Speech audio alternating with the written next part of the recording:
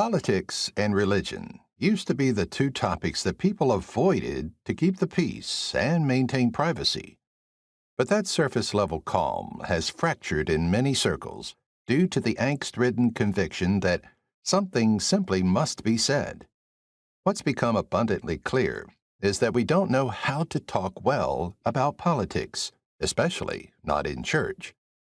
I remember coming out of church one summer day to find flyers on the windshield of every car in the parking lot featuring the smiling face of one of the presidential candidates.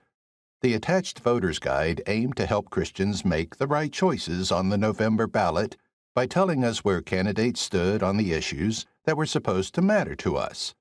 The impulse to bring up politics at church was not the problem. After all, the gospel has enormous political implications. However, the flyer attempted to make the decisions for us. Those who tucked them under our windshield wipers were right to recognize a responsibility as church leaders to include politics as part of discipleship. But the way they chose to do so seized control of the very process that can be such a valuable part of Christian growth. Those leaders assumed that Christians could and should collectively narrow down our options to just one candidate who was the best, or least problematic, choice.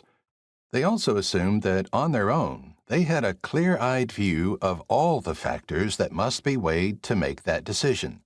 Since only one right option existed, they could determine that for the rest of us, saving us the work of thinking things through.